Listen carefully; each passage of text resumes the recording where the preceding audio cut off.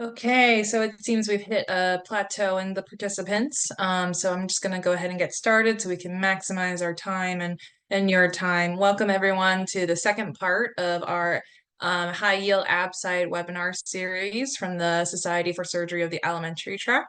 My name is Rachel Kim. I'm one of the surgery residents at Indiana University. I'll be your moderator today, and we have three wonderful presentations prepared for you guys as the ABSITE looms ever closer. I just want to reiterate that these webinars are recorded and that these slides will be available on our website after the session. And then the actual recording of the webinar will be available as well through the website posted onto YouTube.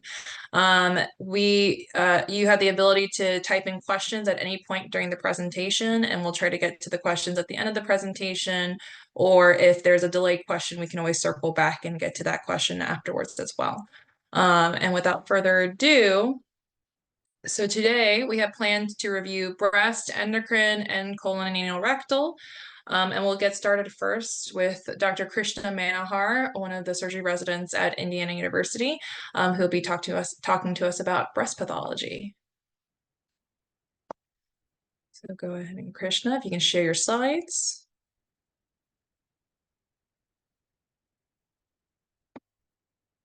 And then unmute yourself, yeah.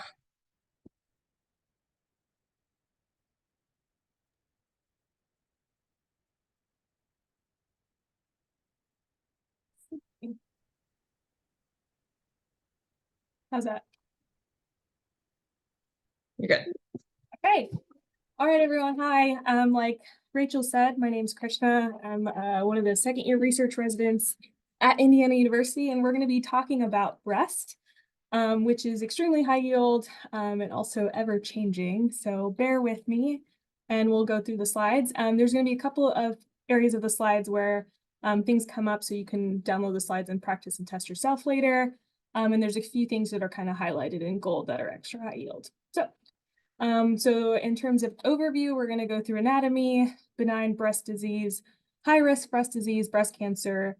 I'll leave some time for questions and then kind of some high yield random trivia. That's going to sound familiar if you've looked at Behind the Knife at all. So starting with the anatomy. So the boundaries of the breast, on the superior aspect, we have the clavicle, medially the lateral border of the sternum. Inferiorly, we have the inframammary fold, and on the lateral side, we have the latissimus dorsi. Arterial supply, we have the internal thoracic, intercostal arteries, the thoracoacromial, and the lateral thoracic artery. And then relevant in terms of venous, we have the Batson's plexus, which is clinically important because it's one of the reasons that breast cancer can metastasize to the spine. And now kind of moving towards the anatomy of the axilla. The boundaries of the axilla are very high yield. Superiorly, we have the axillary vein. On the medial side, we have the chest wall. Some texts will also say the serratus anterior. On the lateral side, we have the latissimus dorsi. Again, some texts will say the skin. Anteriorly, you have the pec major and minor. And on the posterior aspect, we have the subscapularis, so the teres major. When we look at the axillary nodes, we have 3 different levels, and all of them are relative to pec minor. So level 1 are lateral and inferior to pec minor. Level 2 is going to be posterior to pec minor, and then level 3 is medial and superior to pec minor. And the reason that knowing these levels of the axillary nodes are important is because of their clinical relevance when we go to actually doing surgery. So for breast disease, when we have invasive breast cancer, level 1 and 2 is usually what's dissected. And when we talk about level 3, that's in severe axillary disease, but for the purposes of ABSITE, it's really for metastatic melanoma is going to be the kind of high yield thing to keep in mind. In terms of nerve innervation, there's usually going to be 1 or 2 give me questions on ABSITE. So I've also animated this so you can test yourself if you want. So long thoracic is going to be your serratus anterior. That's going to be the winging of the scapula. We have the thoracodorsal latissimus dorsi. You might get something in the question stem about abduction or doing a pull-up. medial pectoral, pec major, and pec minor. Lateral pectoral is going to be your pec major. One way that I remember that is that lateral is lazy, so only innervates one of those two. And then your intercostal brachial is actually a sensory nerve and provides sensation to the medial arm and axilla. And that's important because that's one of the most commonly injured nerves. And so that's something to also keep in mind. So now moving forward to some benign breast conditions. I say benign because some of these also can be associated with an increased risk of breast cancer, and we can talk about some of that. So I'll start off with infections of the breast.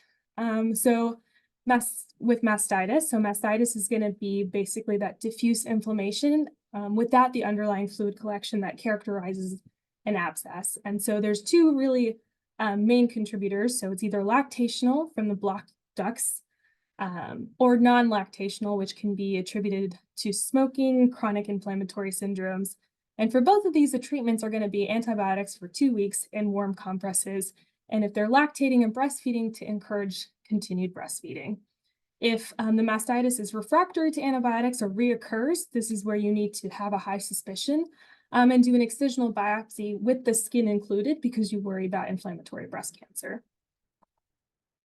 An abscess is usually a sequela from the mastitis, and in terms of treatment, you want to start with aspiration and antibiotics first.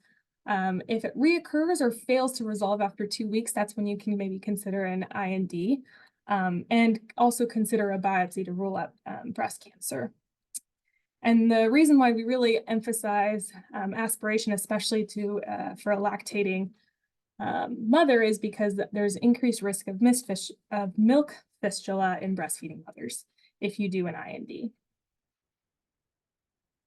The most common bacteria that's associated with mastitis and abscesses for either lactational or non-lactational is Staph aureus, and so you tailor your antibiotic regimen to that typically. Going further into some other benign breast conditions, fat necrosis is a lesion that typically presents with a history of trauma, and individuals will come in with a history of that breast trauma. They may have bruising, and they usually have an associated mass. And it's important to work up this mass because the mass might not be associated with the breast trauma, but could be the first time they actually felt that mass. And so when you then proceed with imaging, if you usually see a calcified rim on mammogram, and so that's usually reassuring that this is fat necrosis. Fibroadenoma is the most common breast lesion in young women, and the most common presentation is a painless, slowly growing, firm, mobile, and rubbery mass. And however, despite these very key words that you might see in a question stem, you still need to work up this finding with further imaging. And so if they're less than 35 years old, you can consider an ultrasound. Greater than 35, a mammogram. Some texts and review books kind of move that age around. You'll see a range between 30 to 40 on that cutoff between ultrasound and mammogram. But it's the younger you are, consider ultrasound because of the density of the breast tissue. And so if the imaging is concordant with the finding of a fibroadenoma, so when we say fibroadenoma on imaging, you usually see a solid mass with lobulated margins. And so you see that on the ultrasound and the mammogram image on the bottom.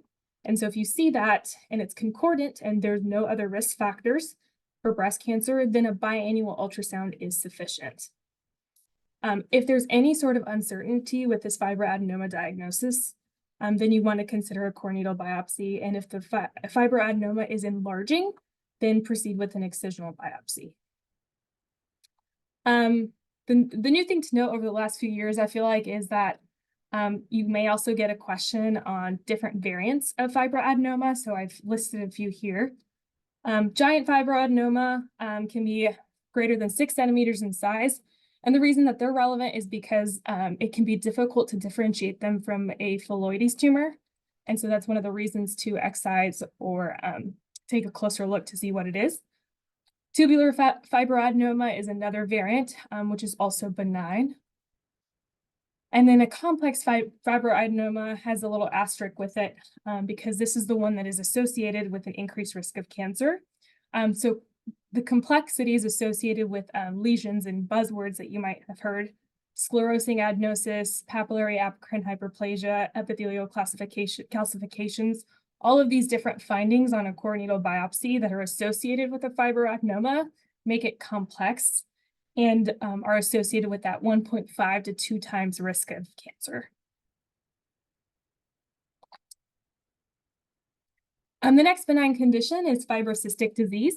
It's most common in perimenopausal women and presents with breast pain, nipple discharge that's commonly straw-colored, and lumps that vary throughout the menstrual cycle. And we can start with the simple cysts. So simple cysts, if they're asymptomatic, you can just observe. If the patient comes in presenting with symptom, then you can aspirate. And consider an FNA if there's blood, if it's bloody aspirate or if there's a recurrence. If the cyst is unresolved after aspiration or recurrence, that's when you would consider a surgical excision.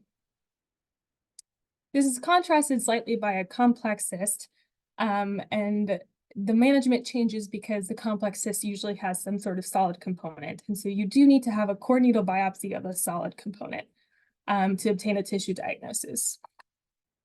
And so overall, there's no increased risk of malignancy with the fibrocystic disease or either of these cysts unless the cytology shows ADH or ALH. And we'll talk about both of those high-risk diagnoses here soon. Another benign condition is Mondor disease. High yield usually will be one question on the ABSITE. It's superficial thrombophlebitis of the lateral thoracic vein or a tributary of that. And you'll see it presents typically like any other superficial thrombophlebitis, like a palpable cord will be a key word. It can be provoked and related to surgery, radiation, a biopsy, or trauma, but isn't associated with a risk of malignancy. It usually resolves in 4 to 6 weeks, and treatments can include warm compresses and NSAIDs. Nipple discharge. Nipple discharge is mostly benign. And I've listed the key things that you need to watch out for that would be concerning. So if there's bloody nipple discharge, that's when you would worry about something like an intraductal papilloma. Serous, especially if it's a unilateral serous drainage.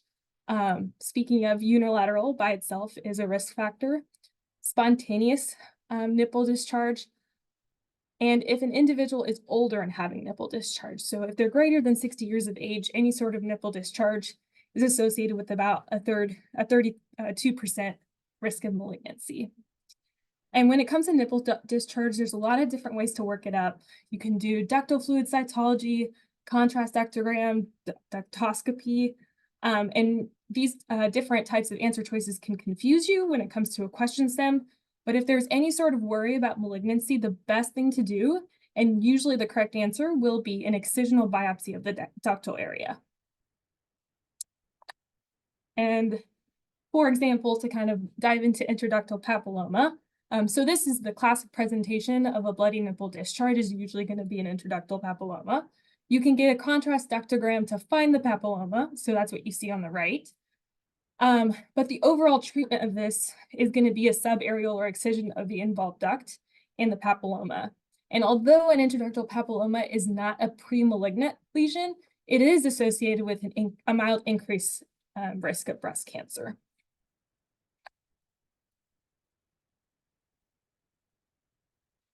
Okay, and so now we're going to talk about some of the high risk and pre-malignant breast lesions that I mentioned earlier.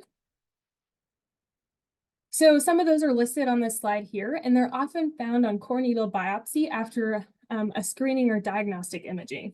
And so the key thing to remember with any of these is that you need an excisional biopsy. I'm just going to say that one more time. So if you see ADH, ALH, or LCIS, excisional biopsy is going to be your answer. So diving into that a little bit more, ADH is atypical ductal hyperplasia. This lesion is pre-malignant and is associated with a 4 to 5-fold increased risk of cancer in either breast. And on excision, there's a 9 to 30% chance that you end up finding DCIS and a 3% chance that you end up finding an invasive ductal carcinoma. And so this is one of the reasons why a core needle biopsy is definitely not enough if you see ADH. The next is ALH, which is atypical lobular hyperplasia, and this is associated with an 8 to 12-fold increased risk of cancer, or approximately a 1% risk increase per year. And so this is a marker for increased risk. The lesion itself is not premalignant, which is, you might be wondering, well, why do you need an excisional biopsy if the lesion is not premalignant? And the reason is because atypical lobular hyperplasia isn't seen on imaging. And so the reason that you got the biopsy wasn't because of finding ALH. And so you want to make sure that you resect further tissue to avoid a discordant finding. But overall, if you see ALH, it's important to consider chemoprophylaxis with hormone therapy if needed. And then LCIS is the third high-risk breast lesion. It's associated with a 20 to 40% increased risk of cancer in either breast, and it's usually invasive ductal carcinoma. This lesion is also not premalignant, just like ALH.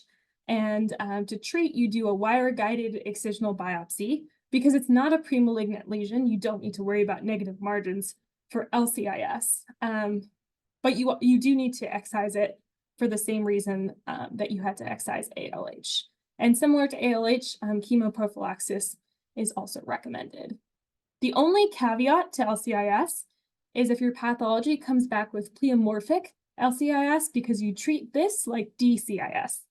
And we'll talk about DCIS here soon. Another finding on radiology that you could see is something called a radial scar. And the overall thing to keep in mind with radial scar is that you need to do an excisional biopsy. And the reason for this is because there's an increased cancer risk with radial scars, and it can be difficult to differentiate a radial scar from invasive breast carcinoma. The next breast lesion that we'll talk about is a phylloides tumor. Most of these are benign. They can stand for vimentin or actin, if those can be buzzwords that you might see on a question stem. And they are associated with Li-Fraumeni syndrome.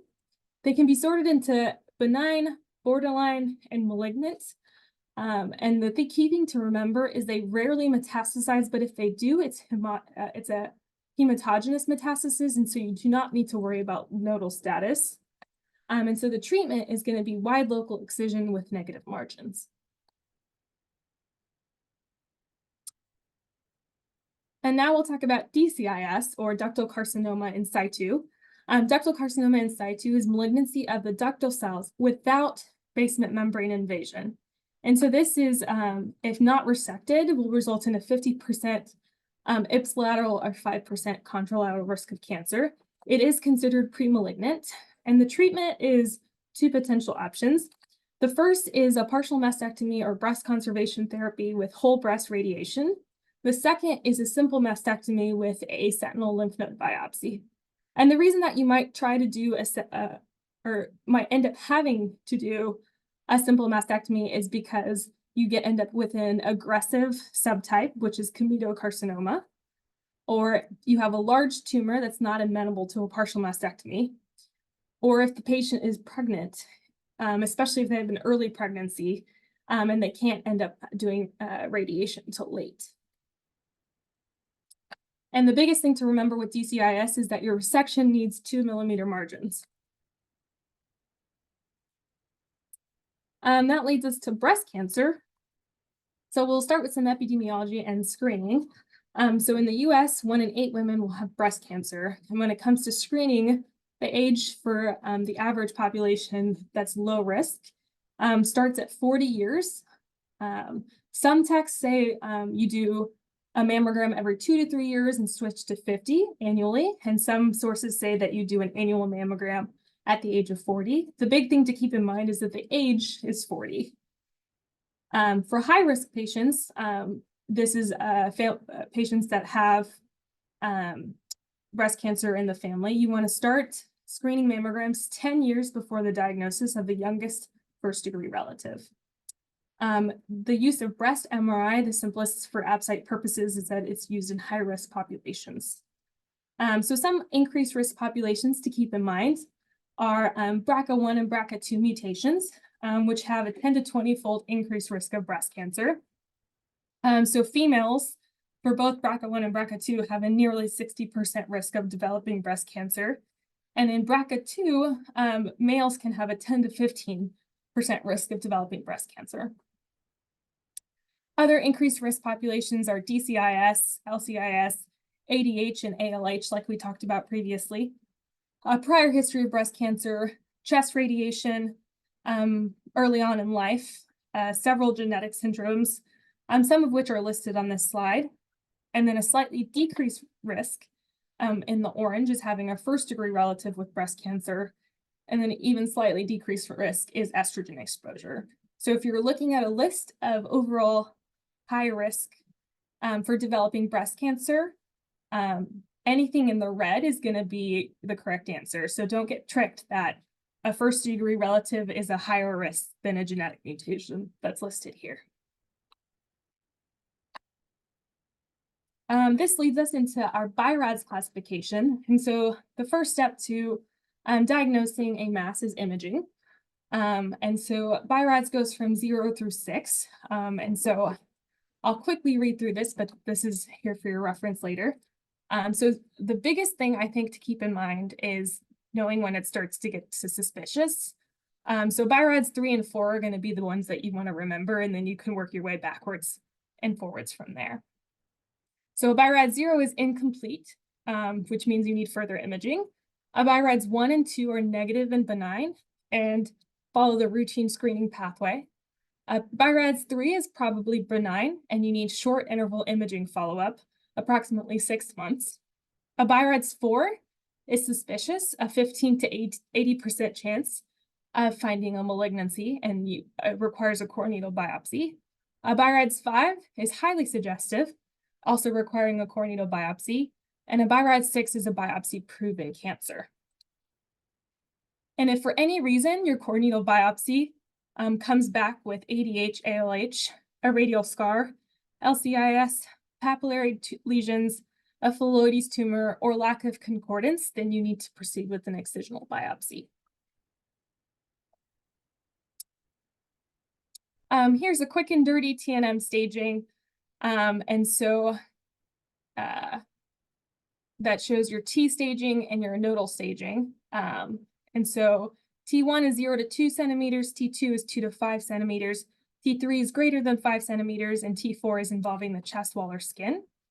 N0, no nodes, N1, 1 to 3 nodes, N2, 4 to 9 nodes, N3 is greater than 10 nodes. And then here's staging and treatment. So this is just a very brief overview of how you would consider treating. And it walks you through the stages as well. This is probably easier to just memorize at a later time, so I won't talk you through every little thing here. But in earlier stages, you start with surgery first, whereas later stages, you consider adding neoadjuvant therapy first. And then the last stage, stage 4, is when you have definitive chemotherapy as your treatment. So quickly going through the treatments themselves. In terms of surgery, there's 3 options. There's breast conservation therapy, a simple mastectomy, and a modified radical mastectomy that involves dissection of level 1 and level 2 nodes. When it comes to axillary dissection, you only can consider a sentinel lymph node biopsy for early stage T1 and T2 cancers, and that's because of the Z11 trial, so that's another big buzzword there, which said that if a patient had a T1 or T2 breast cancer with less than 3 positive sentinel lymph nodes, and the patient was going to receive whole breast radiation, there was no benefit to axillary dissection. But if you have a higher T-stage tumor, then you do need to do an axillary dissection of level 1 and 2 nodes. Who gets chemotherapy? Chemotherapy regimens and reasoning are incredibly complex, but here is the most simplistic way to think about it. So if you want to do neoadjuvant chemotherapy, if you have a T4 cancer, which is, for example, inflammatory cancer, or a T3 cancer, and you want to consider breast conservation therapy. For adjuvant chemotherapy, the big key ones are in red. So any triple negative tumor, any tumor greater than 1 centimeter, and anything with positive nodes. For the tumor greater than 1 centimeter, there is exceptions. So if a patient has negative nodes, a favorable oncotype, and is hormone receptor positive, then they can consider only getting away with hormone therapy. And the typical regimen that you use is TAC, taxanes, adriamycin, and cyclophosphamide. Radiation, you definitely do radiation after breast conservation therapy or a partial mastectomy. In terms of post-mastectomy radiation, you end up doing it after the chemo. And you can do that if there's advanced nodal disease, if there's chest wall involvement, if there's positive margins after surgery, or if there's a T3, T4 tumor that's greater than 5 centimeters. And you definitely do radiation when treating inflammatory breast cancer. And then endocrine therapy, if the patient is hormone receptor positive, if they're premenopausal, you want to use a selective estrogen receptor modulator. And if they're postmenopausal, you want to use an aromatase inhibitor.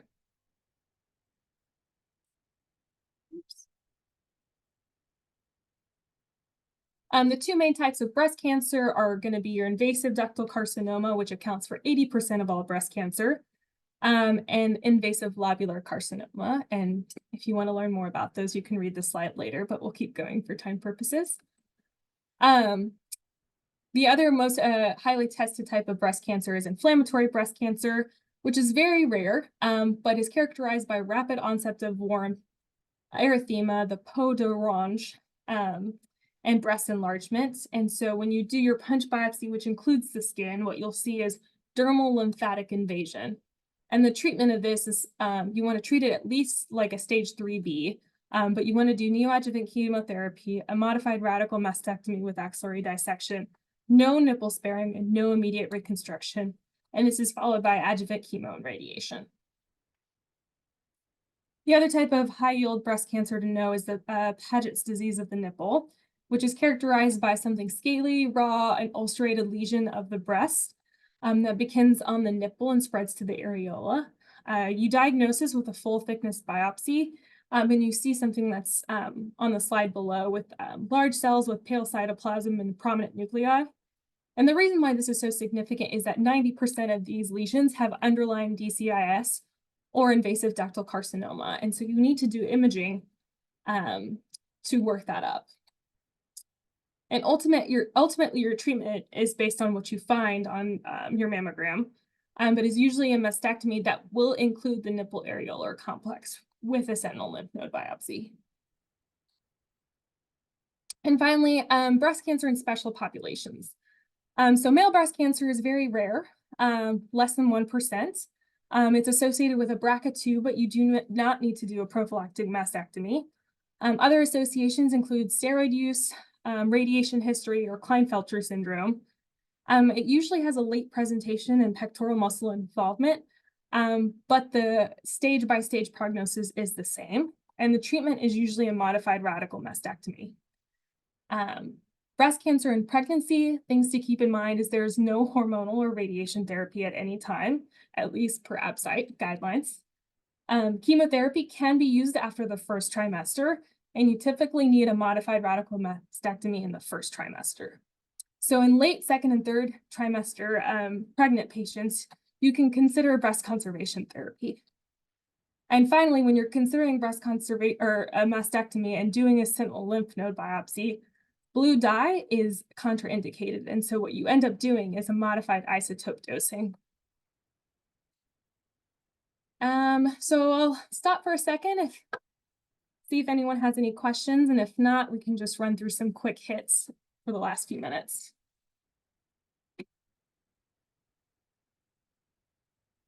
Why don't you go through just some quick hits until just for a couple of minutes, and then if people have questions, we can circle back after the next presentation. Okay. All right, some quick hits that you might start seeing, at least from TrueLearn and everything. So what is the oncotype diagnosis score? And so this is essentially a report of 21 genes that's used to predict the risk of recurrence in those patients that would benefit from chemotherapy. Moving on, what breast cancer has the worst prognosis is signet ring cell disease. What breast cancer has a better prognosis, ER positive or PR positive? PR has a better prognosis, but if you have both receptors that are positive, that's considered better. What treatment is added to a HER2 positive cancer? It's trastuzumab or Herceptin.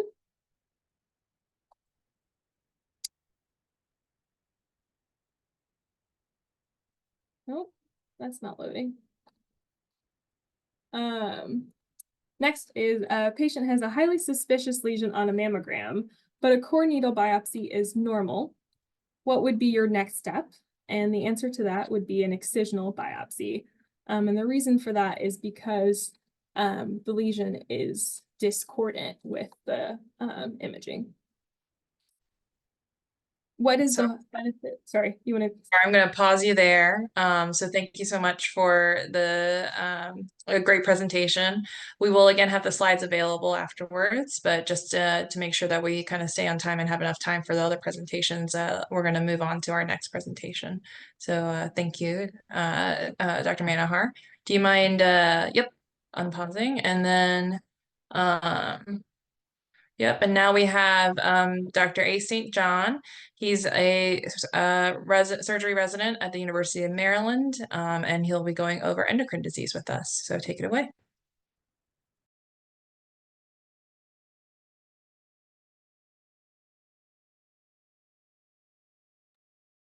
All right, had to make sure I was unmuted there. All right, hello everyone. I'm going to go over high yield endocrine for the ABSITE. It's a large topic, so we're just going to go through things quickly. I recommend reviewing the slides afterwards. So first, going over the thyroid stuff, high yield anatomy. So arterial supply, you have two main arteries, the superior thyroid artery and the inferior thyroid artery. And then 10% of patients are going to have this anatomic variant called the thyroid ima artery. For venous drainage, you have three, the superior middle, with both drain into the internal jugular vein. And then you have the inferior thyroid vein, which drains into the brachiocephalic. For the high yield nerves, there's two. You have the superior laryngeal nerve, which arises from the vagus. It courses with the superior thyroid artery. There are two branches. You have the external branch and the internal branch. The external is motor function. The internal is sensory.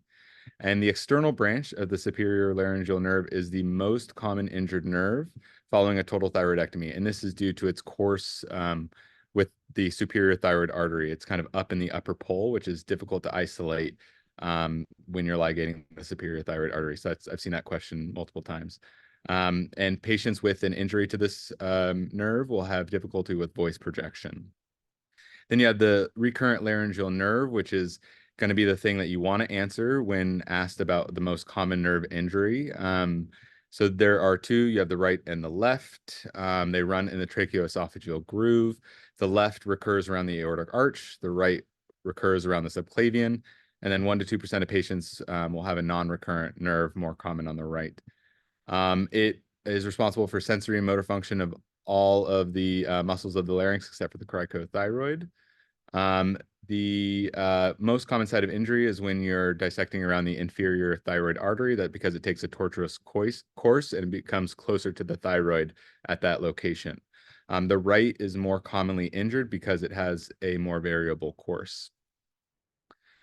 For the nodal stations, I'm just going to go over the central nodes because this is more commonly, kind of encountered when you're doing a thyroidectomy for malignancy. But I just recommend going over these stations at your leisure.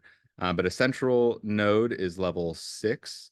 That's from the left carotid to the right, and that's from the hyoid to the innominate vein. And this is the first nodal basin for PTC, and this is going to be your level 6 right here. So you get this question, thyroid nodule, what is the first step? So this is an incidental thyroid nodule. The first thing you're going to want to do is get a detailed history and physical exam. I've seen that question before. So first, for your history, you're going to want to assess for hyper or hypofunction, symptoms of compression, signs of malignancy, a family history, as well as a personal history of neck radiation. You don't want to forget this question because that confers a high risk for this being malignant. As well as do your physical exam, focusing on the thyroid, and don't forget to palpate your cervical nodes now that you know your nodal station, focusing again on that central level 6.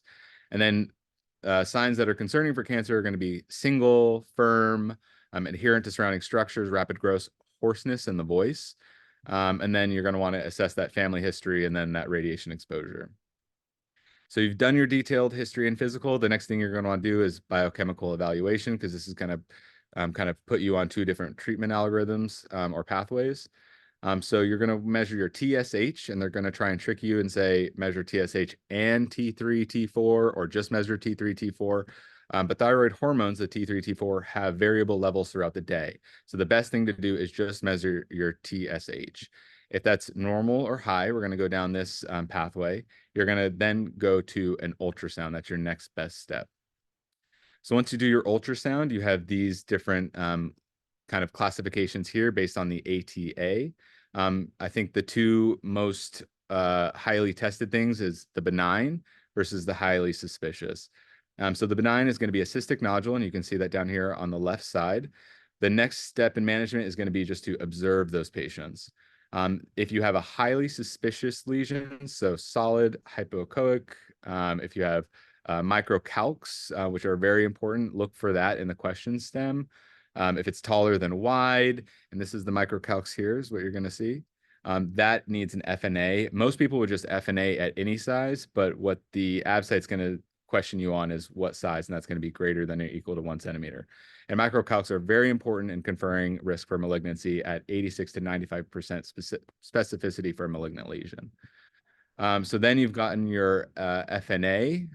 It's going to follow the Bethesda criteria based on how to manage those results. So the first one is a non-diagnostic or unsatisfactory amount of tissue to make a diagnosis. So you're going to repeat your FNA with that.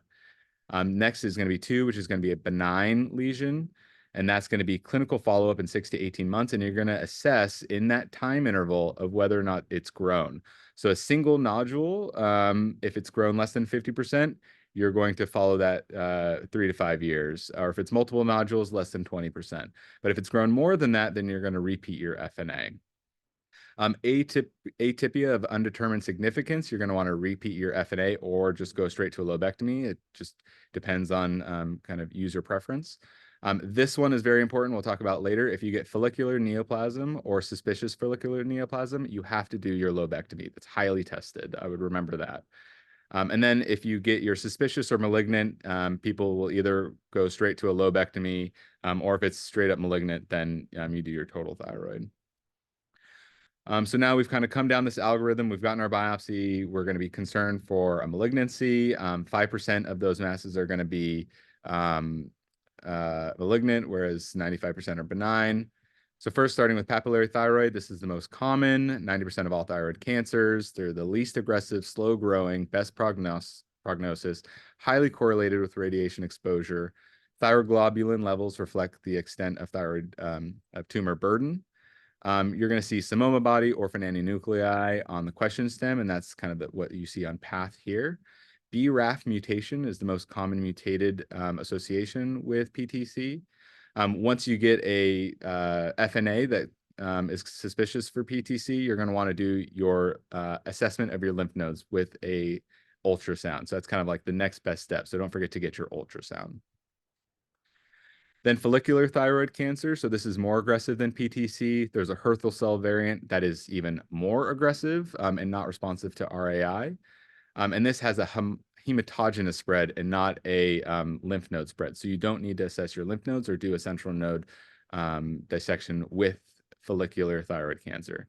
Now, again, like I said previously, if on FNA you get concerned for kind of microfollicle formation, no papillary thyroid, cell crowding, if you hear that, the next thing you want to do is get your lobectomy, because you can't tell on FNA whether or not the capsule has been invaded. And if with that capsular invasion, invasion, that confers either the benign versus the malignant disease. So you have to get your lobectomy. This is highly tested. So for management of PTC and follicular, these are just kind of a couple scenarios. With low risk tumors, so you're going to have your small, less than 1 centimeter, young patients, say less than 50 years old, but older than teenagers. Clinically no negative, you can consider just doing a thyroid lobectomy. However, I say be careful answering this on the ABSITE. You really have to feel that the question stem is pushing you towards saying thyroid lobectomy only. Otherwise, doing a completion thyroidectomy after doing a lobectomy or having an upfront thyroid lobectomy is the gold standard, and kind of should be your kind of go-to when answering these questions. Now, when do you do a central lymph node dissection, that kind of first nodal basin for PTCs? Well, it's not in follicular, but in PTC. So those high-risk tumors greater than 4 centimeters, if you have palpable nodes, palpable central lymph nodes, you're going to do your total thyroidectomy plus your central level 6 lymph node dissection. Now, what if you have positive lateral nodes? You're going to do your total thyroid plus your central, plus you're going to do a selective lateral lymph node dissection. So that's when you really get into that level 2, 3, 4. Otherwise, it's kind of not very common that you're going to assess these, even if you do a central lymph node and you send those to pathology and they come back positive. It's not recommended that you go and do your completion lymph node based on the data and survival. Now, that can vary based on patient preference and age and comorbidities and all those things, but it hasn't shown a survival benefit to do that completion lymph node dissection. And then you have these low risk micro PTCs, less than 1 centimeter. Those patients can be actively surveilled, and that's going to be one of those kind of quick trick questions. Now, what confers a worse prognosis? The most important thing is older age, so greater than 50. That's kind of that cutoff. If you're younger than 50, you can only be stage 1 or 2. Male sex and then size greater than 4 centimeters confers a poor prognosis. That's why you're going to get your central node dissection. And then, histologic features like poor differentiation. Now, with medullary thyroid cancer, this arises from parafollicular cells. It secretes calcitonin. This is associated with MEN2, as well as the familial medullary thyroid cancer. So we'll talk about that a little bit later. And you're going to see amyloid deposition on your histology. So that's kind of, remember that amyloid deposition, you have MTC. You're going to want to measure your calcium, your calcitonin, and your CEA, as well as do a genetic screen for the RET proto-oncogene. You're going to always get a neck ultrasound, and then you need to rule out pheochromocytoma in these patients because of this association with MEN2.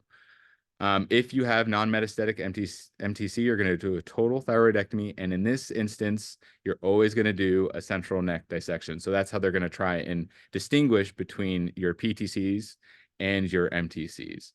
And then post-operatively, you're going to monitor their calcitonin. And if the calcitonin is persistently high, that means you left disease behind. And if it elevates, that means you have recurrence of disease.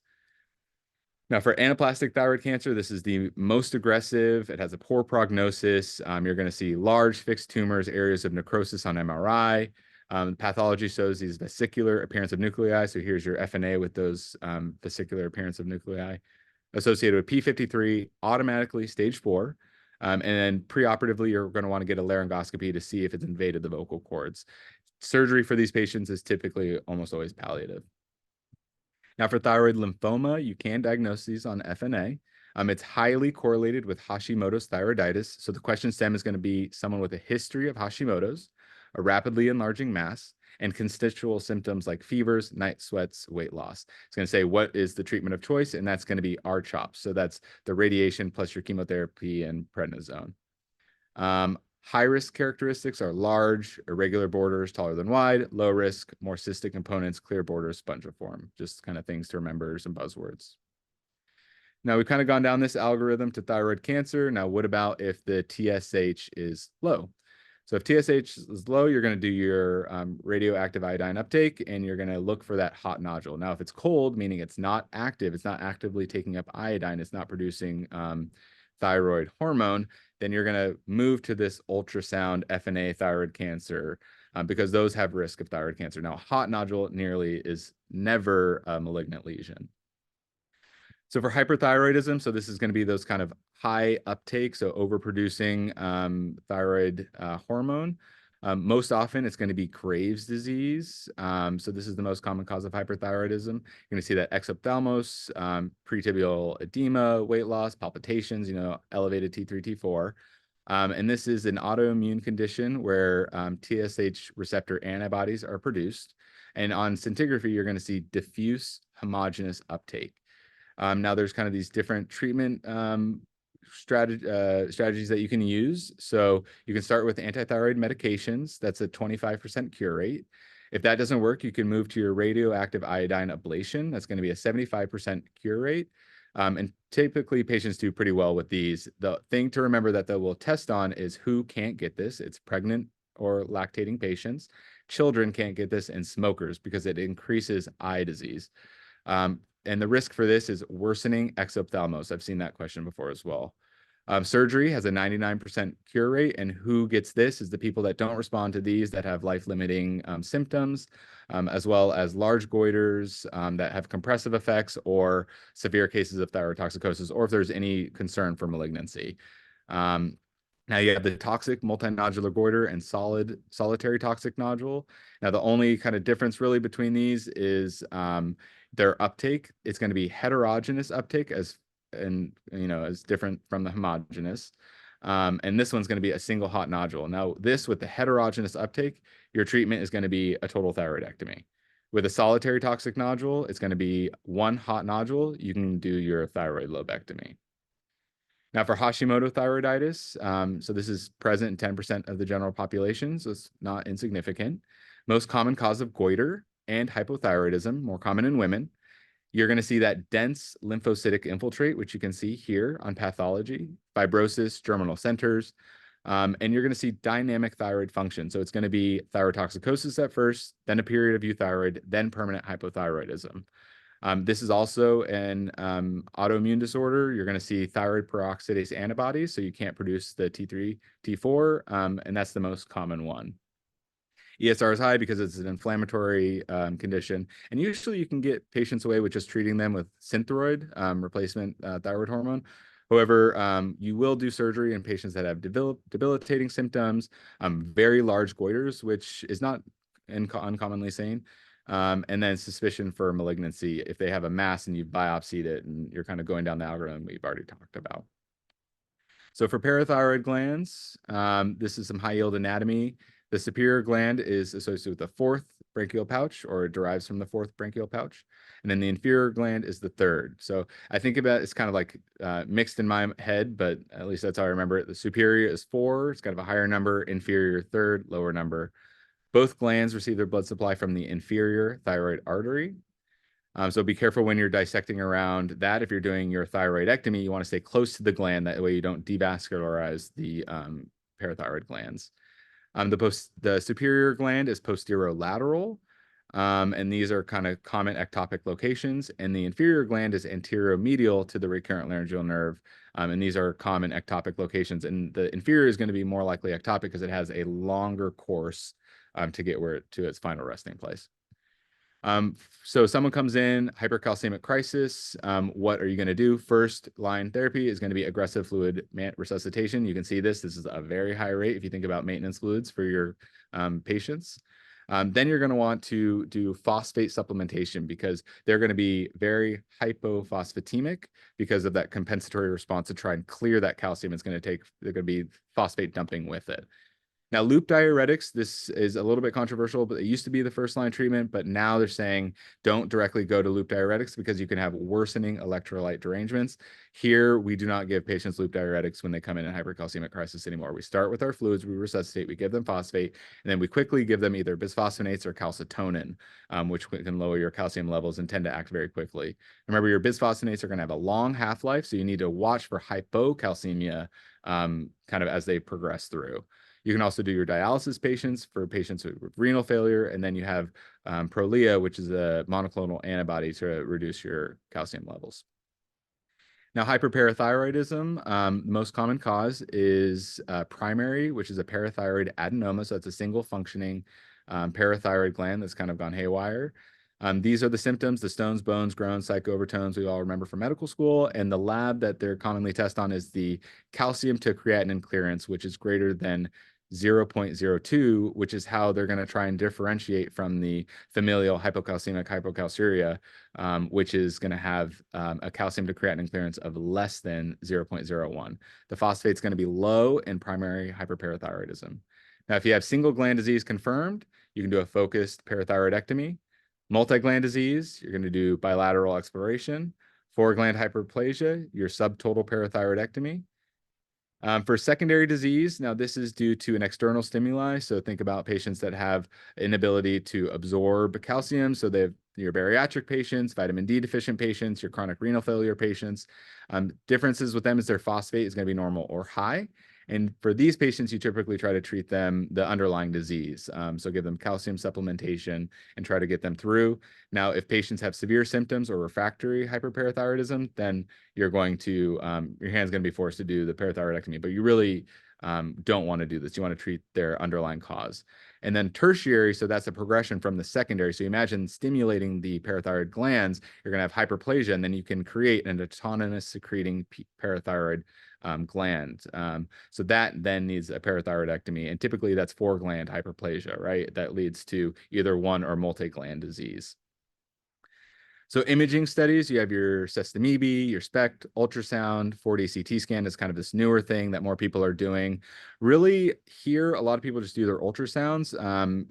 They tend to be pretty good. It's user-friendly, of course, but you know, if you do enough parathyroidectomies and enough ultrasounds, you get really good at it. You can see 70 to 90% sensitivity.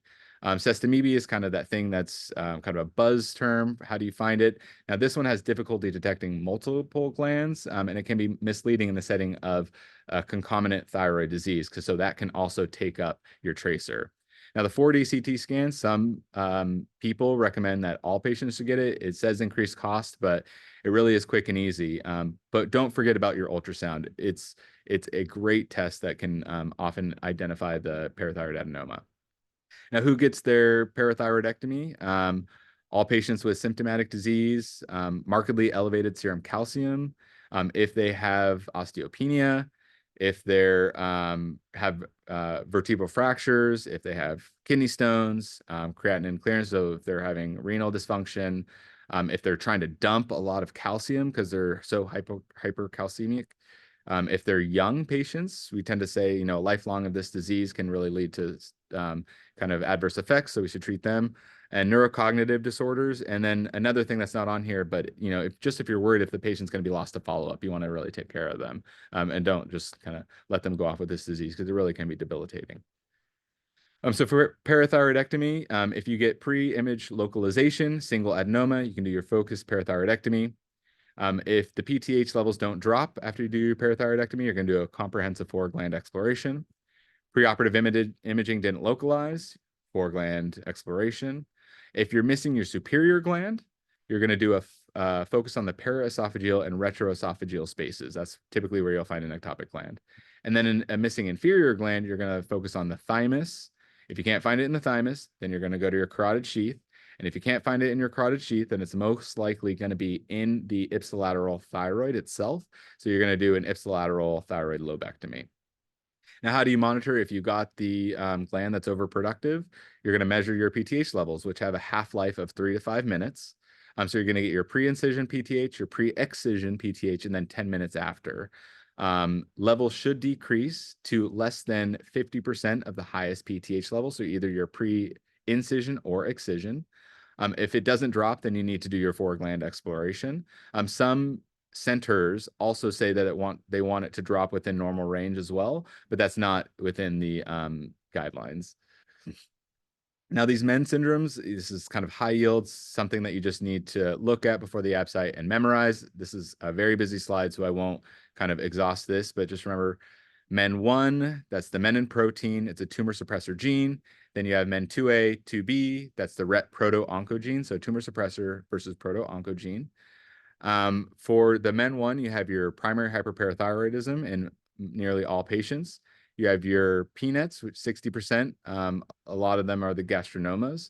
And then you have your anterior pituitary tumors, which are benign prolactinomas.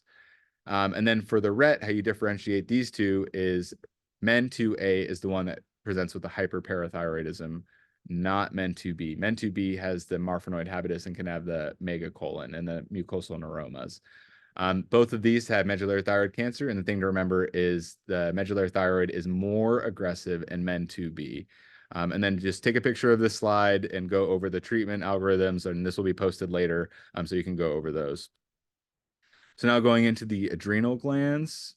So high yield anatomy, there are three vessels. You have the inferior phrenic artery, the aorta itself, and the renal artery.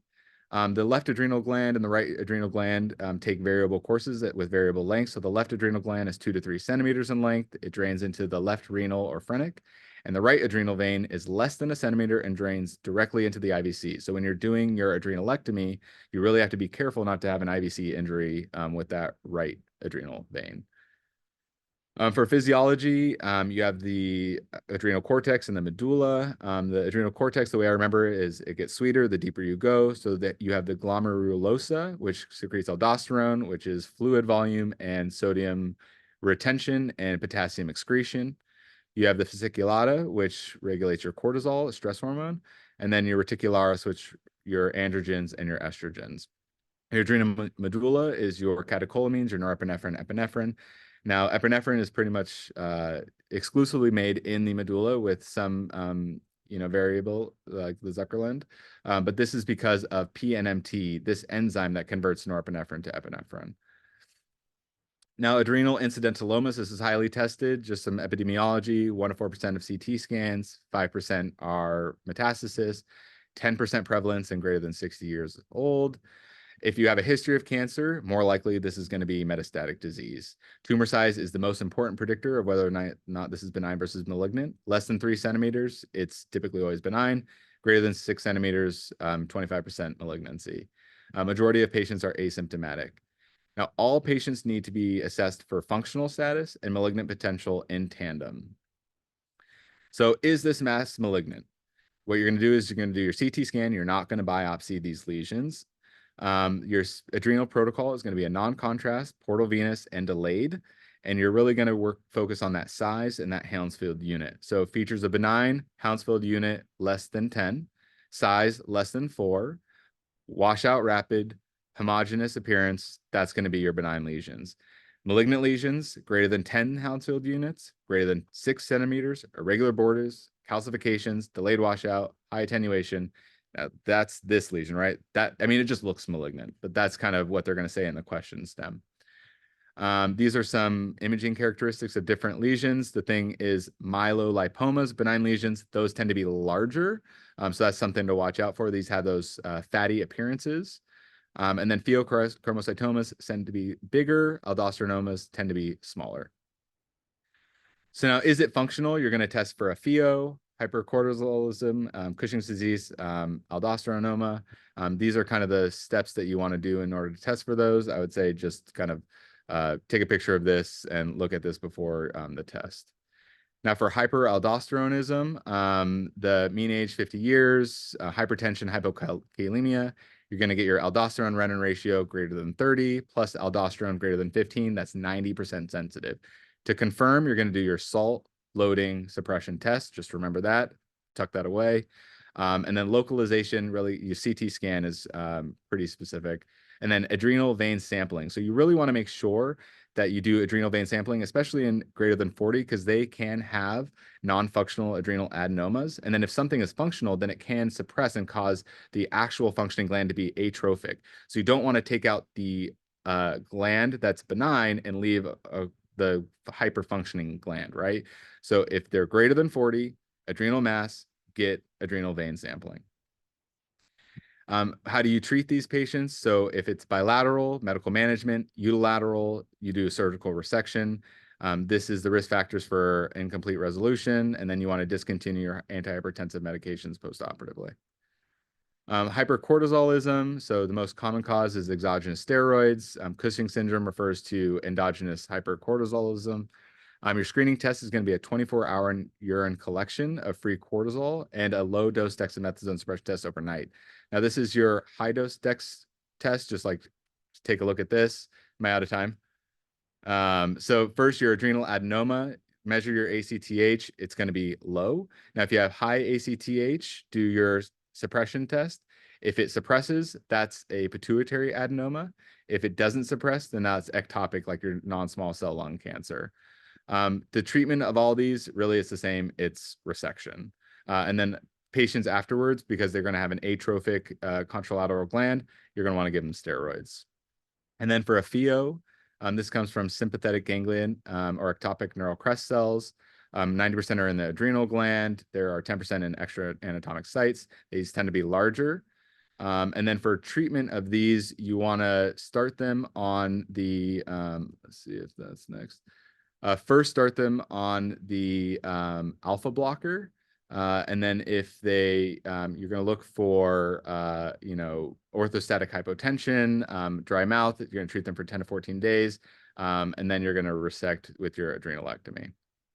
Make sure you ligate the adrenal vein first and let anesthesia know. That's a commonly tested question. For adrenocortical carcinoma, 0.5 to 2% of cases, these really have a high predilection for metastasis. P53 mutations more common. These commonly are producing tumors. So you look for rapidly progressive Cushing syndrome. That is suspicious. So you're going to do your biochemical workup. And then for managing these, you really want to do a complete resection. And if there's nearby organ involvement, en bloc resection. I mean, that's the only curative way you're going to get these patients. And for workup, you really want to work up that metastatic disease. So that's going to be a chest, abdomen, pelvis, CT scan to assess for any metastatic disease. And then just know that if you have these high-risk lesions, the adjuvant therapy of choice is midotane. That's going to be just reflexively remember that midotane. Now, adrenal insufficiency, primary adrenal insufficiency or Addison's disease. The most common is autoimmune destruction. They're going to have increased ACTH. You're going to have acute, which is going to be your ICU patients, refractory hypertension, fever, lethargy, or the chronic, which are going to have hyperpigmentation, weakness, weight loss. Really, the treatment for both of them is going to be glucocorticoid supplementation. Now, for surgical pre-op and intra-op pheochromocytomas, we talked about the phenoxybenzamine. You're going to want to treat them first, 10 to 14 days. Don't ever do a beta blocker first. That's highly tested.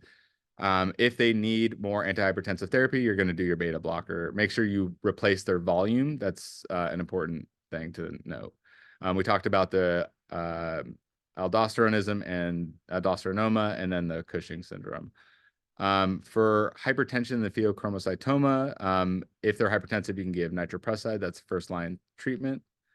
And then hypotension and pheochromocytoma, you really want to give them phenylephrine. So it's not your levo or your epi, it's your phenylephrine is the first line. And then kind of to round things up, your surgical key steps. So the right adrenalectomy, this is commonly tested. It's just what is the first step in the dissection of either a right adrenalectomy or a left adrenalectomy. For the right gland, it's incise the right hepatic triangular ligament and retract the liver and the colon medially. That's their first step. For the left, it's take down the lateral splenic attachments. That's just one of those things you just have to remember. Now, a case scenario, so you get into splenic capsule tearing and bleeding. What do? To prevent that, you stay close to the adrenal capsule when doing your dissection. Injury to the IVC, you want to hold pressure above and below, make sure you resuscitate, and then you attempt your repair.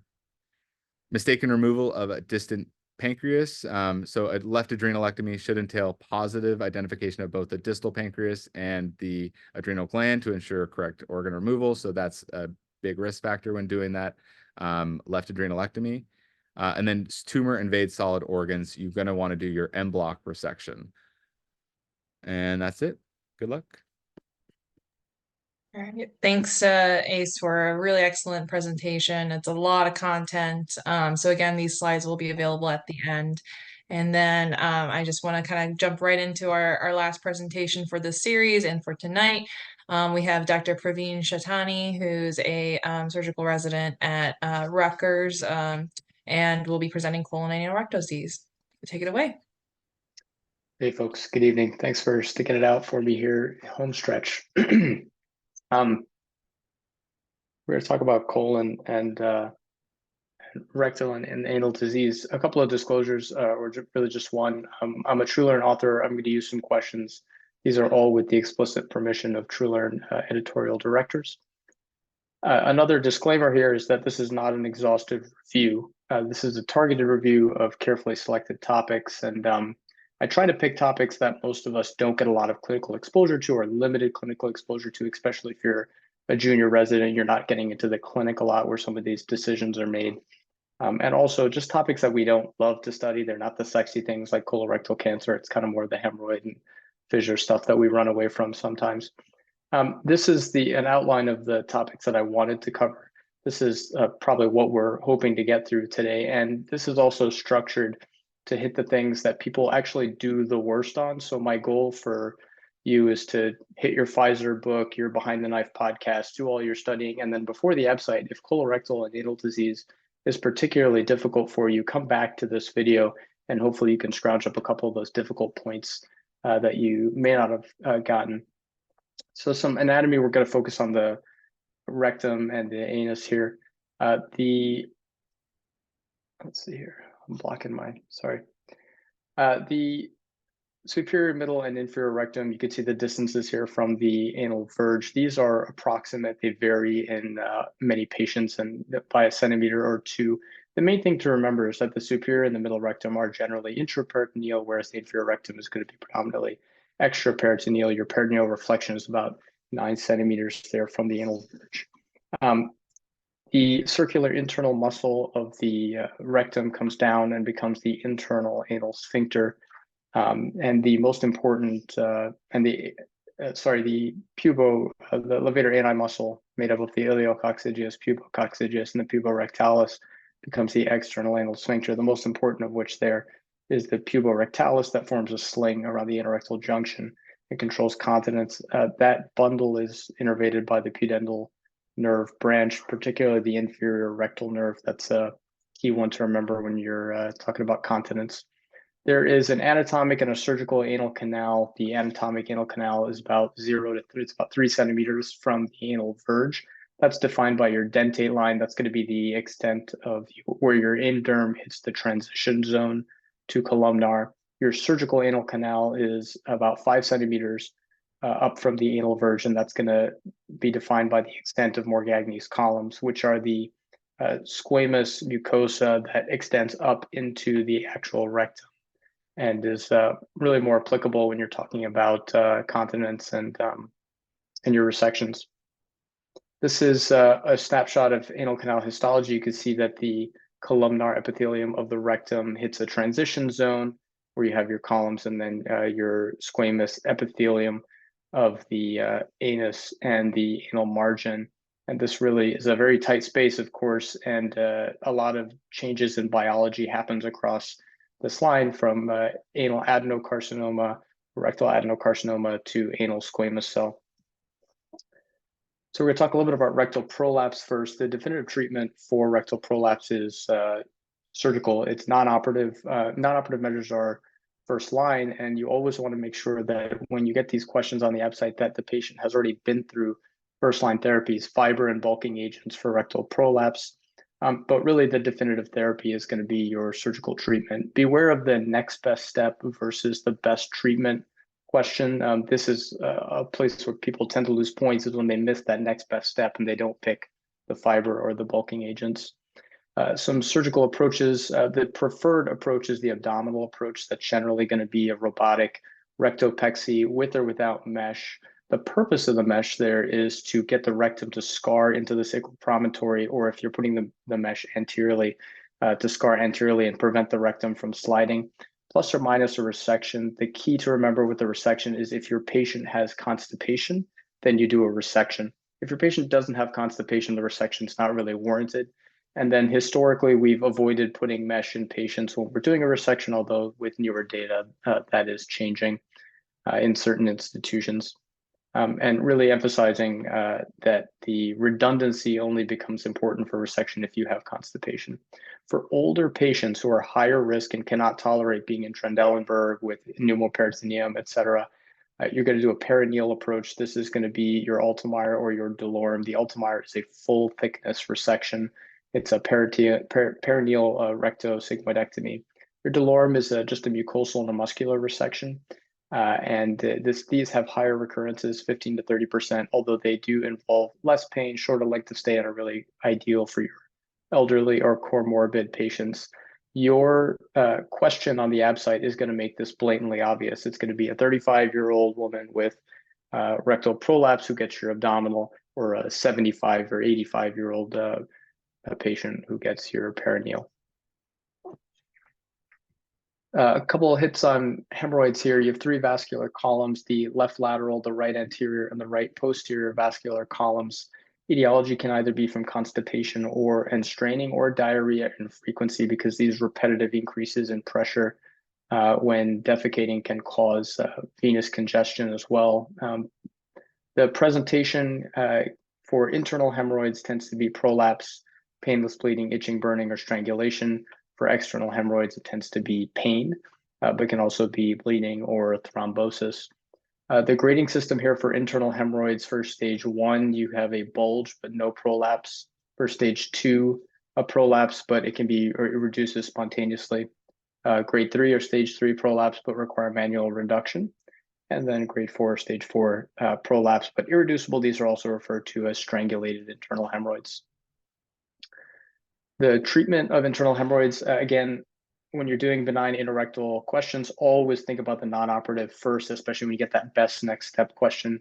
So your non-operative approach is going to be fiber, hydration, stool softeners, laxatives, antidiarrheals, especially if the diarrhea is the predominant cause of your hemorrhoids. Rubber band ligation is really your first operative approach to hemorrhoids, outside of a few scenarios that I'll mention, but this has the lowest bleeding risk. It can be done in the office. It generally is complicated by pain, thrombosis. You can get abscesses or perineal sepsis, as well as urinary retention, but typically these have fairly low complication rates. Sclerotherapy really is the ideal answer on the ABSITE when you're talking about a patient who cannot stop their anticoagulation. This has an even lower bleeding risk, and the way it works is you have chemical fixation of the hemorrhoids by fibrosis. There are a number of different solutions that you can use. What you use is not the most important. Really, this classic patient is going to be the patient that just got a cardiac stent and can't come off their plavix, but needs chemical fixation of their fibroids. This is most complicated by recurrence. The recurrence rate is very high, 30% at 4 years. Finally, hemorrhoidectomy. This is typically reserved for your most extensive disease, grade 3, grade 4, strangulation, and it can be done either open or closed. Open and closed refers to what you do with the mucosal defect after you've excised the hemorrhoid. So some people leave it open, some people take the mucosa and close it over the muscle layer, and that really has no difference in outcomes. That's the main takeaway there. This can be complicated by bleeding. The key to remember with the management of postoperative bleeding is that you pack first. Most of these stop bleeding on their own. Again, urinary retention, infection can come into play, as well as fecal impaction. That tends to be due to scarring once you've excised the hemorrhoids. One key thing to remember is you don't want to do a hemorrhoidectomy for Crohn's patients, because these patients, of course, have a lot of difficulty in healing. For external hemorrhoids, the main thing to take away is that if you have thrombosis within 72 hours, or if you're getting to it within 72 hours, you can evacuate the thrombus, or you can excise the hemorrhoids. If you're beyond 72 hours, the best thing to do is observe, treat symptoms, and perform sitz baths, treat these non-operatively, because they tend to resolve fairly quickly, and the pain decreases precipitously once you get outside the 72-hour window. For anal fissures, these are 90% posterior, although a little bit more commonly anterior in women, 10% overall for all comers anteriorly. If these are refractory, you can do a lateral internal sphincterotomy, but really the typical approach is, again, non-operative measures first, your sitz baths, your stool softeners, things like that. And then you're going to go to topical agents, topical nitroglycerins, topical calcium channel blockers. Some people are moving to use Botox. The one caution I would say with Botox on the ABSITE is you always want to think about continence. Continence when it comes to benign anorectal conditions and treating them. On the ABSITE, the worst thing that you can do is give someone incontinence, because again, the thing to remember with the ABSITE and also with your boards is that the ABS is really trying to train, first and foremost, safe surgeons. And so avoiding these disastrous complications is often the the underlying message of the question. So if you've been through your topical agents, your maybe your Botox, if it's refractory to that, the surgical approach is to do a lateral internal sphincterotomy. And again, most of these occur posteriorly, but if you see them in atypical locations, that's in the lateral positions, think Crohn's, ulcerative colitis, syphilis, tuberculosis, leukemia, really something else that needs to be worked up. And these are, that's generally a quick point. So for perianal abscesses, the principle of drainage, again, this all comes back to avoiding incontinence at your hands. Take the shortest route that doesn't compromise continence and protect the sphincters at all costs. Over here on the right are some positions of your typical perianal abscesses. These are worth committing to memory here. You have your ischio-rectal abscess, intersphincteric between the sphincteral muscles, perianal, supralevator, and then not pictured is also a submucosal abscess. Typically, you want to drain internally into the rectum. If you have a submucosal, an intersphincteric, or anything supralevator that is from either an intersphincteric or a pelvic. If you have a supralevator, like up here, that connects to ischiorectal, you want to drain ischiorectally because all that's going to come down through your drainage from the external site here. But it's worth remembering which ones to drain internally, because typically if you don't do that, you take the alternative approach of draining externally, you're going to run into a lot of complications. For horseshoe abscesses, these are in the deep postanal space, and these are very extensive and they require 3 incisions. This is called a modified Hanley procedure. You access the deep postanal space between the sphincteral complex, and then you make 2 counter incisions here to put a Penrose through and really create wide drainage. As far as antibiotics go, you really only need antibiotics if your patient is immunocompromised, has diabetes, has systemic signs of infection like high fevers, or has significant cellulitis. Otherwise, source control should generally be enough for these. So a question here, a 22-year-old man presents with pain around his anus and some leakage of stool in his trousers. He's found to have an intersphincteric fistula with minimal sphincter involvement. He denies incontinence. Which of the following is the most appropriate management for this patient? I'm not going to spend too much time to pause here, but the answer here is going to be fistulotomy and curettage. Of course, the keys here are that this patient does not have baseline incontinence, and that's is also telling you that he has minimal sphincteral involvement. That tells you that the rule really is if you have less than 30% of the sphincteral complex that's involved by your fistula in ano, you should be able to do a primary fistulotomy with curettage. If you had concern for more sphincteral involvement, then you would do a sphincteral preserving procedure, such as a lift or a seton. So here are some possible pathways for your fistula in ano. You can have extrasphincteric, can have suprasphincteric, transsphincteric, intersphincteric, or again, submucosal, like we talked about before.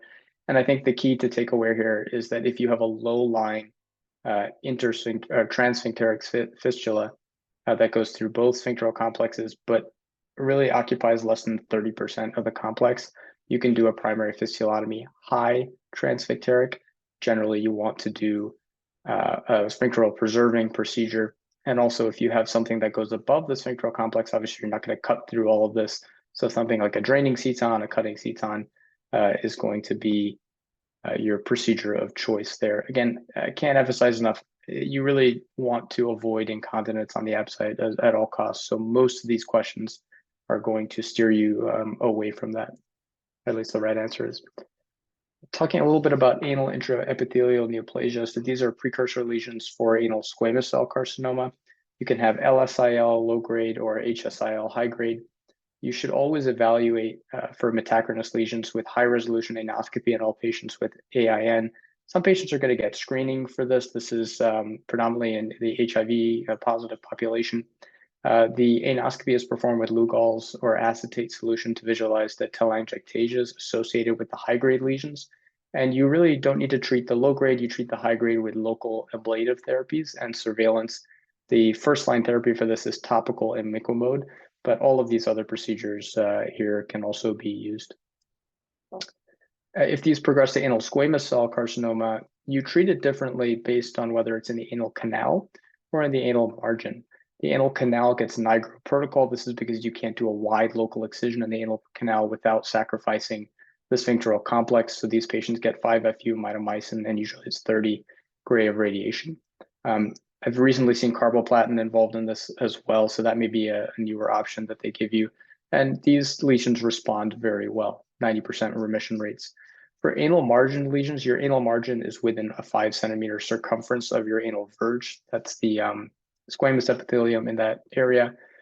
For T1 and well-differentiated tumors, you're going to do a wide local excision and you're done. If it's a more involved or larger lesion, T2 to T3 or node positive, you do nigro protocol. If it's locally advanced involving the sphincters, you need to do an APR. Or if it's recurrent and not amenable to re-excision, you're going to do an APR. Lymphadenectomy is indicated if they're node positive. This occurs in only about 10% or less than 10% of patients. It's infrequent. It's also a very poor prognostic factor for anal squamous cell.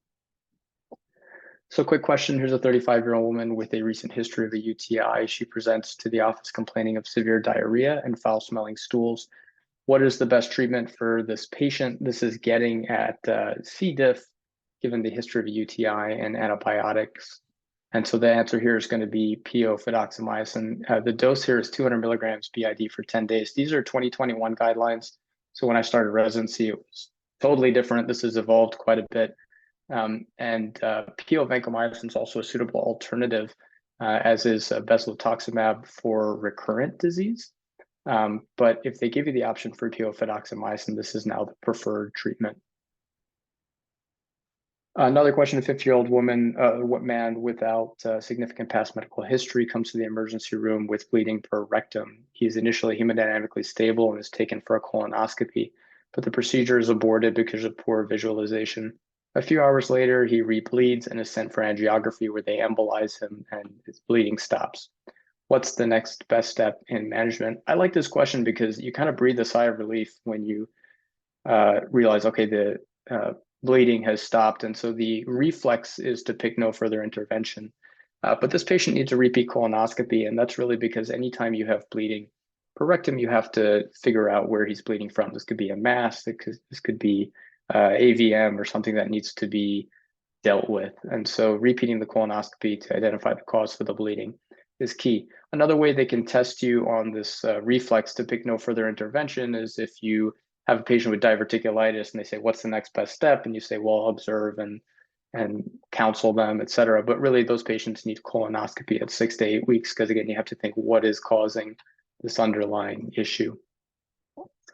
Something that doesn't always come up often in our clinical realm, but is frequently tested on the ABSITE or stricturoplasties. This is usually for Crohn's patients because you're trying to avoid bowel resections as much as possible. The Heineke Miculus is for short segment strictures, 5 to 7 centimeters long. That's over here. On the left, it's a longitudinal incision closed transversely. The Finney or Jabulé for long segment strictures, 7 to 17 centimeters long. Generally, this again is a longitudinal, but you kind of fold it over on itself to create one common channel. And then if you have multiple strictures over a lengthy segment, multiple short segments of strictures over a longer segment, you could do a Michelasi. This is a side-to-side isoperistaltic. You essentially resect distal to that area resect that a part of the bowel there, flay it open, and then flay open the strictured segment and lay it all on top of each other. This picture, you stare at it for a little bit and it makes a little bit more sense. Quality of screening colonoscopy metrics. This is something that the ABSITE likes to test, but we don't get exposed to it as much because it doesn't affect our bottom line per se. But when you're doing colonoscopies for a living, certainly it becomes a big part of your life. Adequacy of prep, 90% of your patients should have adequate prep. Your withdrawal time should be at least 6 minutes. Post-procedural discomfort in less than 10% of patients. Adenoma detection rate in 20 to 30% of men and 15 to 25% of women. These are what you should be finding in terms of adenomas. And if you're not, you're probably not looking hard enough or not biopsying enough lesions. It's important to remember that all of this is trying to get towards a decrease in interval colon cancers, which are colon cancers that come up in between screening colonoscopies. And generally, the cause of this is thought to be incomplete or inadequate colonoscopies.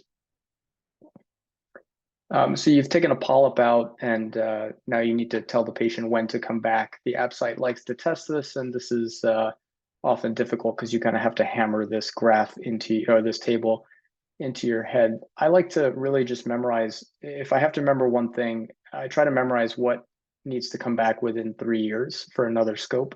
And then if it's more benign than that, it's usually 5 or 10. If it's more aggressive than that, it's 1.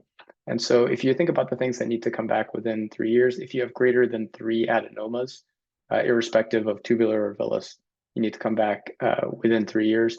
Anything tubular that's over 1 centimeter is going to be returned in less than 3 years. Anything villus or anything high-grade dysplasia. And then, of course, your normal colonoscopy or some small hyperplastic polyps could be 10. And if you take something out piecemeal, or not piecemeal, sorry, if you take something out, well, piecemeal, or if you have higher risk lesions, it's within 1. This is important. Any polyp with adenocarcinoma completely resected with a greater than 2 millimeter deep margin needs rescoping in 3 months to make sure that it has not recurred. So the reason for this is not because you need to do any, sometimes you may need to do a further resection if it grows back, but you want to make sure you have complete resection. And complete resection in endoscopic polypectomies means you have a 2 millimeter deep margin. The Haggett classification tells you how far into the colonic wall the adenocarcinomatous portion of the polyp extends. So Haggett levels 0, 1, 2, 3, you're fine. Once you get into the submucosa, you have to start thinking about, have I taken enough in order to prevent this patient from having a recurrence? But also, what is the risk of lymph node metastasis in these patients? And do these patients need a more formal resection? This is a sessile or villus polyp, and these are, as you can see, there's no stalk, so the route to the submucosa is generally shorter. That's why these are higher risk lesions, in addition to them being biologically more aggressive. I like this flow sheet here. If you've completely excised, or if you've excised a polyp endoscopically, if you have negative margins, no high risk features like no lymphovascular invasion or low or moderate differentiation, you can observe with endoscopy. Again, that's going to be within 3 months. If you have positive margins, it really depends on whether you have a low risk lesion or a high risk lesion. For low risk lesions, so no lymphovascular invasion, pedunculated formation, low to moderate differentiation, you can go back in and try to get a fresh margin. And if you can get clean margins, you observe with endoscopy. But if you're looking at a higher risk lesion like a sessile polyp, lymphovascular invasion, or poor differentiation, these patients merit a formal oncologic colectomy with a lymphadenectomy, because again, it's about that risk of lymph node metastases. A couple of high yield topics to close us out. So FAP is a highly testable topic. This is a germline mutation in the APC gene. These patients are going to get annual colonoscopy starting at age 10 to 15. They should get a prophylactic colectomy once they're sort of done growing. So usually it's like 18 or 20 years old. And the standard procedure for them is a proctocolectomy with the ilioanal anastomosis. You should take the rectum out. You can spare the rectum if they don't have any rectal polyposis or dysplasia, and they are willing to undergo lifelong surveillance of the rectal stump, the rectum.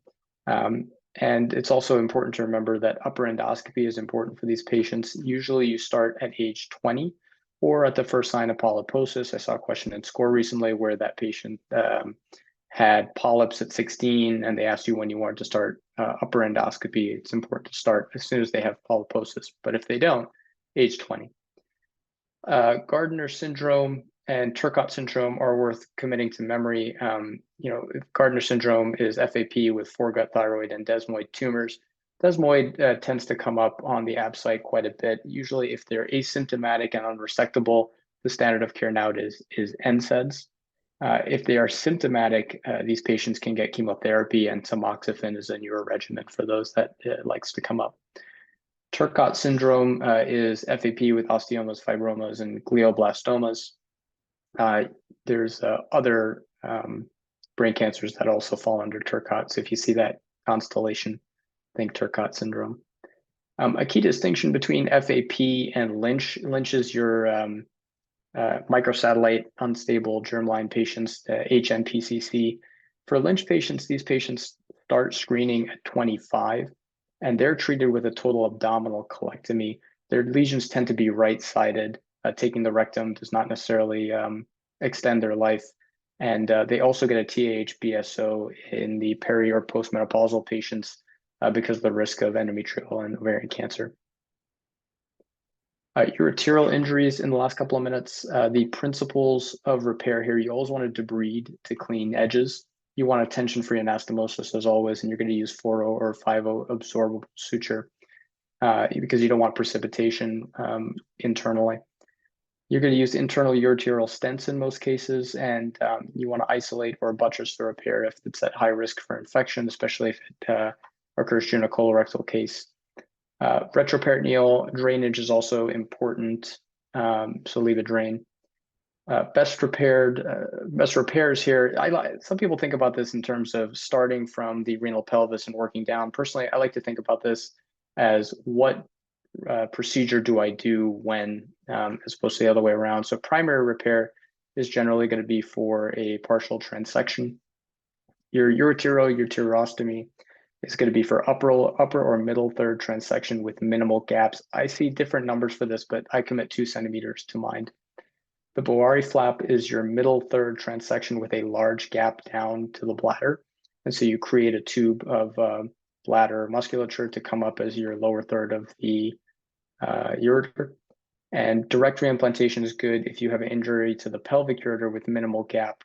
You can add in a psoas hitch to relieve tension. Your transureteroureterostomy is mostly for cases of extensive distal ureter loss, and ileal interposition or autotransplantation is really when you have complete ureteral loss. I don't see that coming up much on questions. It's usually something in this vicinity. Last slide here. So some rectal cancer pearls. Transanal resection criteria comes up a fair bit. So these are going to be for T1 lesions, less than 8 centimeters from the anal verge because you have to be able to get to it transanally.